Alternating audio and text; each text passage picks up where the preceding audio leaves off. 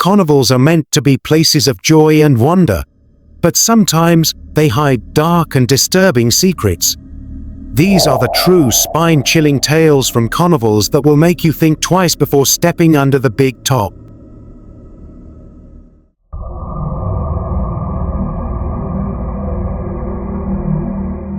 David had always loved carnivals.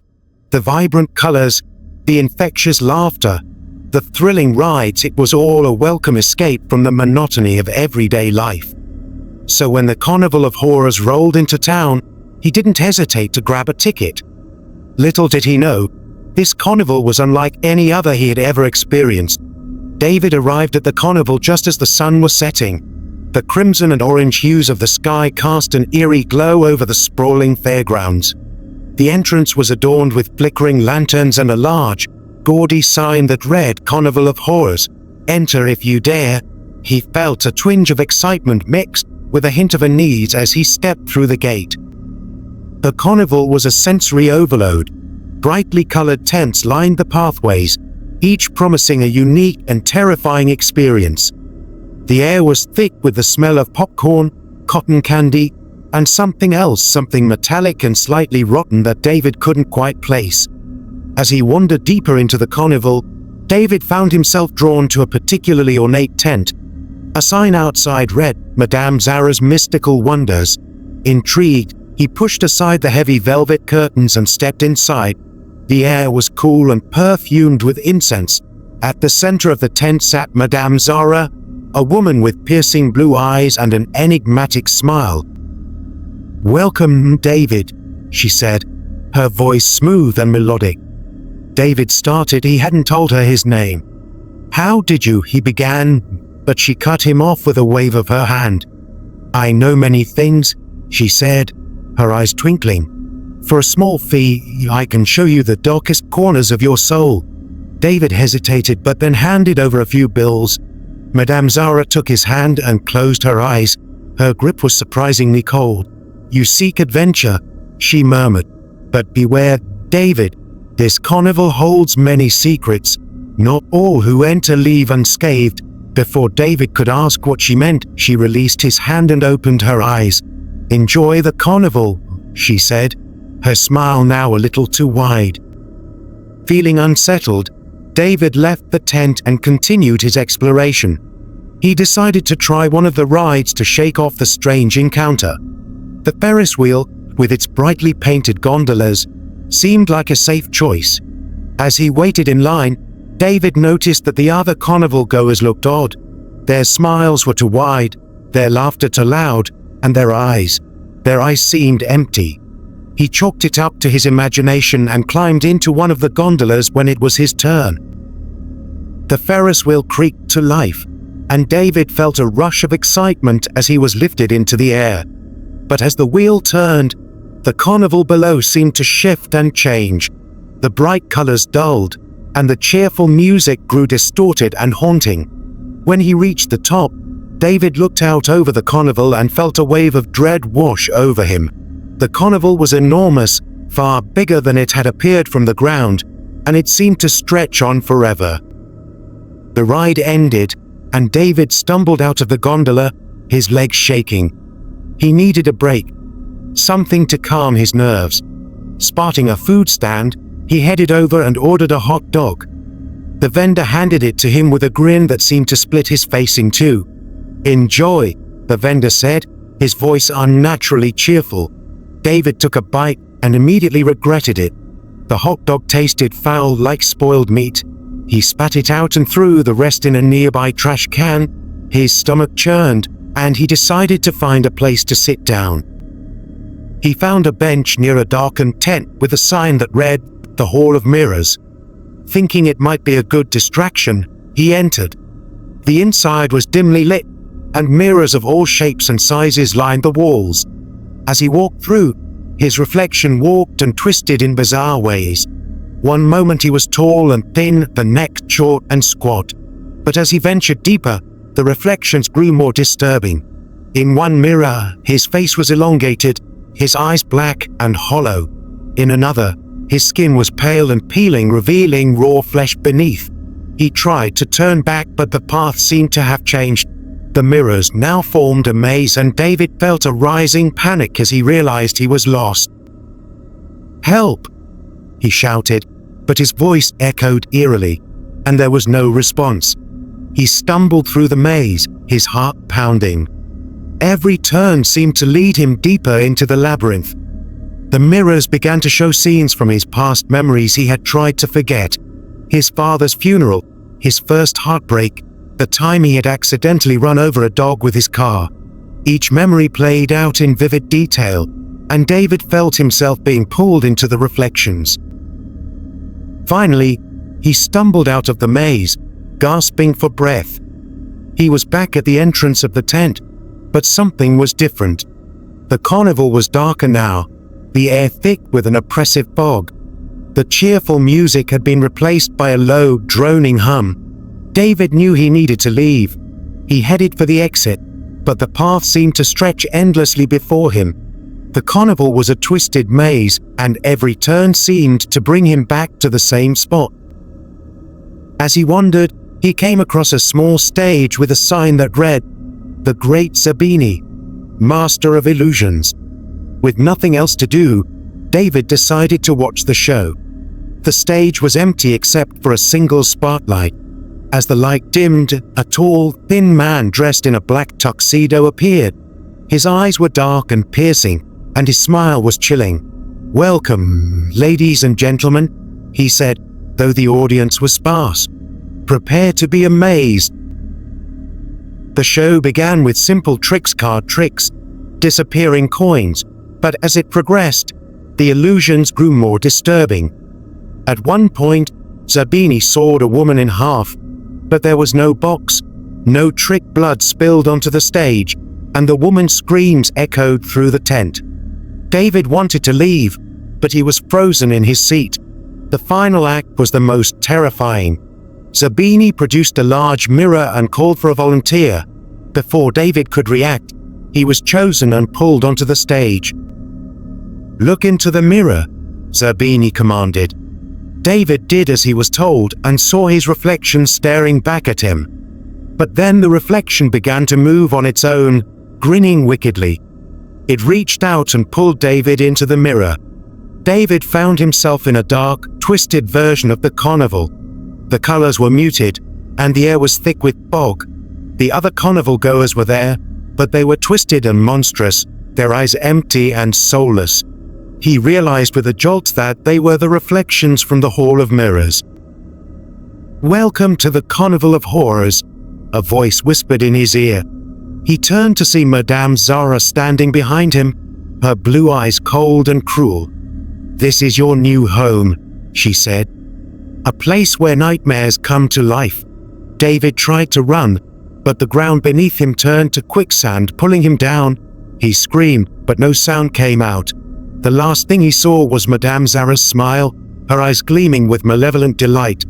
David awoke with a start, his heart pounding. He was lying in his own bed, drenched in sweat.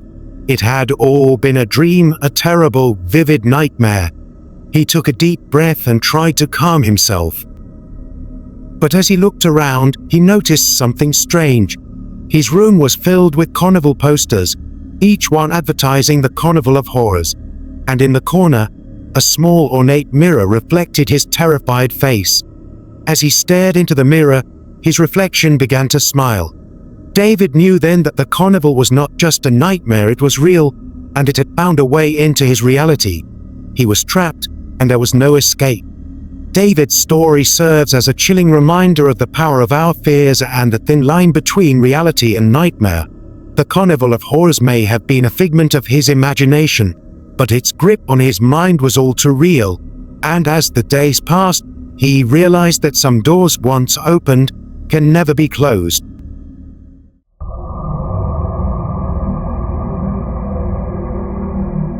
The Ferris wheel screeched like a tortured soul as Sarah gripped her cotton candy tighter. The once vibrant carnival lights now cast grotesque shadows, the funhouse music replaced by an unsettling silence. It had started innocently enough. A small town carnival, a welcome distraction after a week of relentless rain. But as dusk fell, a creeping unease settled over Sarah. The first sign was the carousel. The painted horses seemed to leer, their once cheerful music replaced by a discordant waltz. Then came the contortionist tent. The usual impossible feats were gone, replaced by a figure twisted beyond human limits, its face a mask of silent screams. Sarah grabbed her friend, Alex, his usual bravado replaced by a nervous twitch.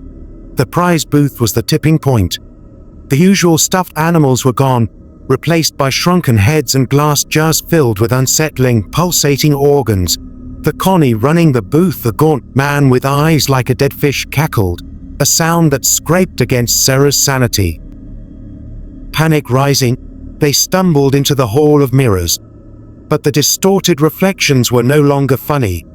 Each reflection stretched, warped, showing a grotesque version of themselves, their eyes filled with a chilling emptiness. A cold, inhuman laughter echoed down the hall, sending shivers down their spines. Bursting out, they found themselves trapped. The once joyous crowds were gone, replaced by shadowy figures with vacant stares. The Ferris wheel loomed, its rusty metal groaning. Alex, his bravado shattered, whimpered. Sarah, fueled by a primal fear, knew they had to escape. They found a dilapidated ticket booth, a faded poster advertising a tunnel of love. With a morbid hope, they stumbled in. But the tunnel was a twisted parody, the hearts and flowers replaced by thorns and skeletal figures locked in eternal, silent screams. Then they heard it, a guttural growl scraping against the earth. A monstrous figure emerged from the darkness, a patchwork of stitched-together flesh and glowing yellow eyes. It lumbered towards them, a sickening grin splitting its face. Just as despair threatened to consume them, a blinding light filled the tunnel. The earth rumbled, and the monstrous figure shrieked, dissolving into shadows. Dazed, they stumbled out, finding themselves back at the entrance. The carnival was gone, replaced by an empty field. They were left with only the fading memory of the horror and a single tattered ticket, a grim reminder of the night the carnival devoured their innocence.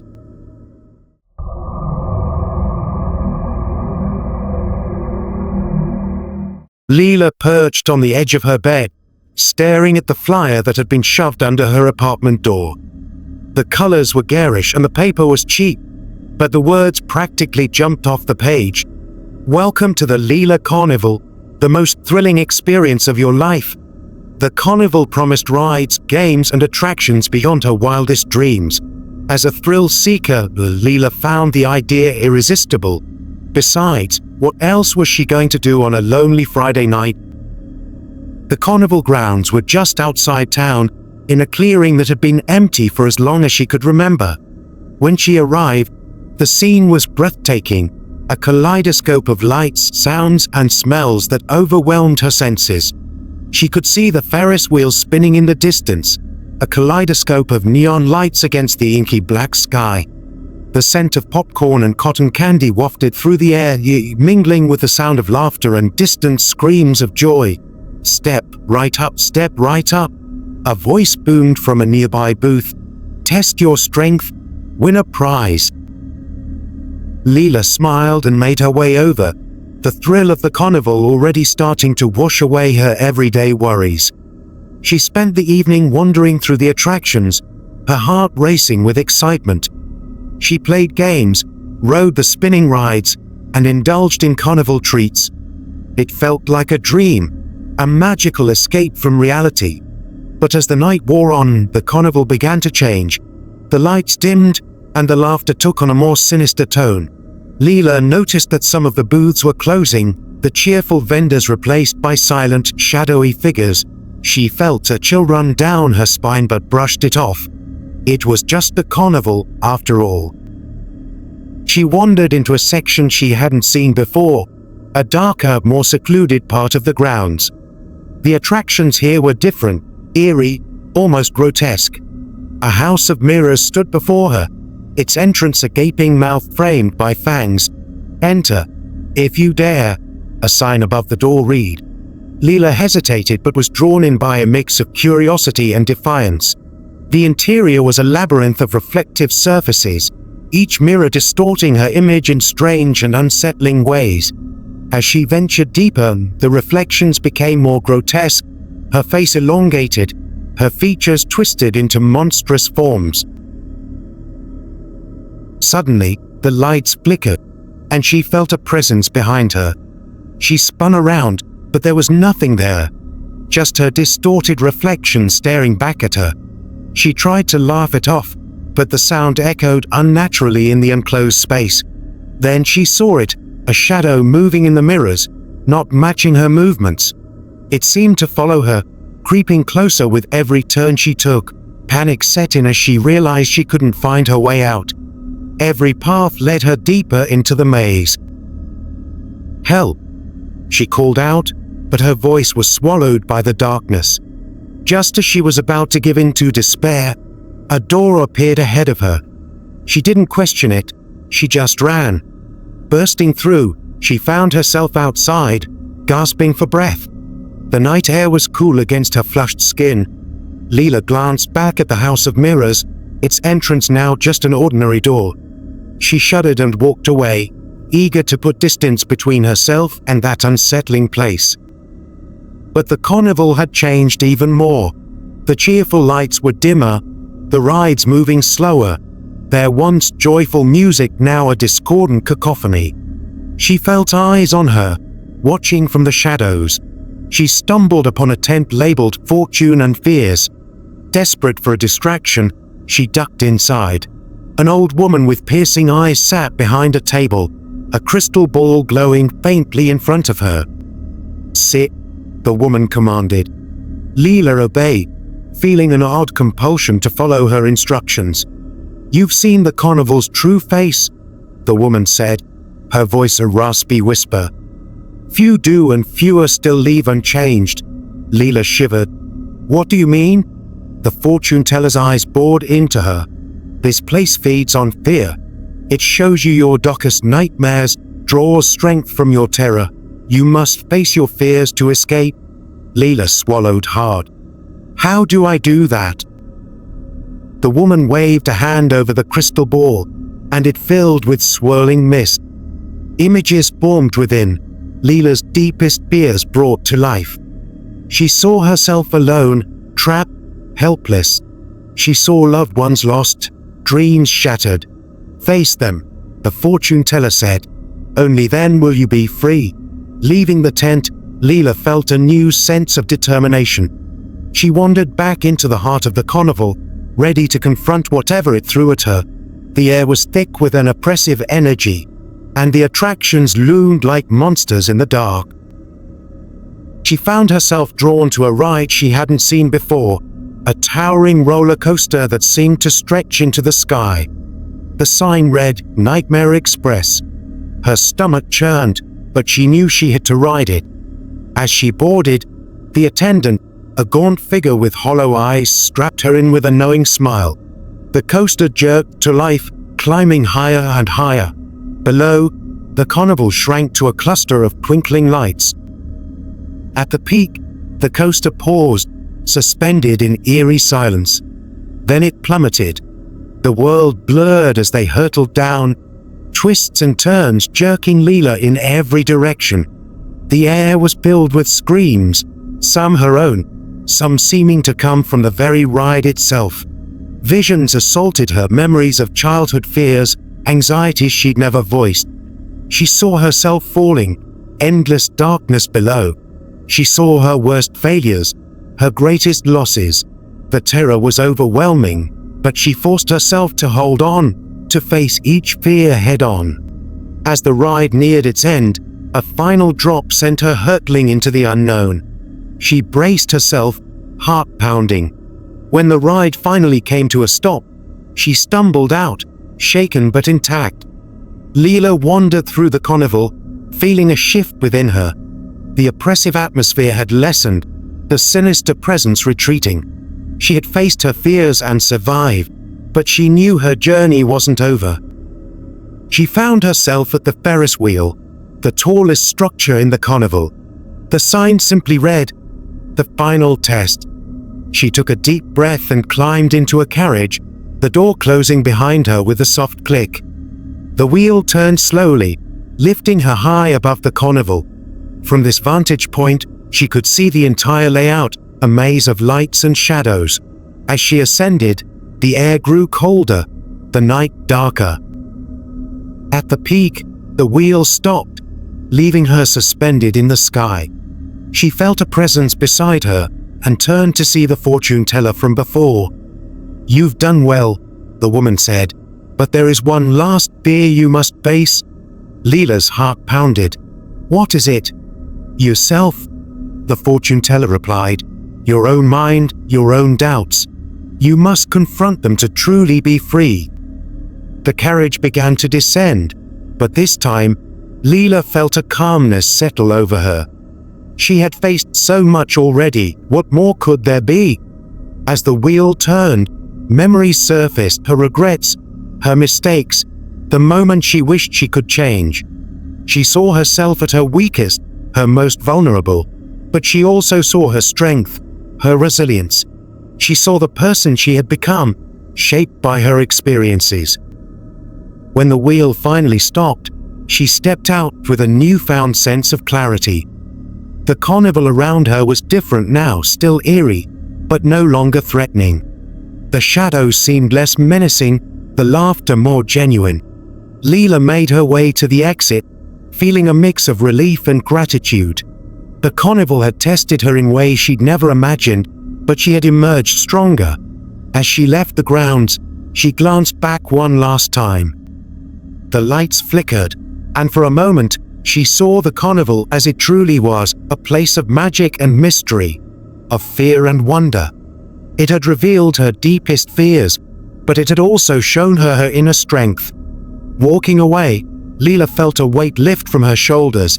She had faced her fears and come out the other side. The carnival might have been a place of horror, but it had also been a place of transformation. She knew she would never forget the Leela Carnival and the lessons it had taught her. As she returned to her ordinary life, she carried with her a new sense of courage and a deeper understanding of herself.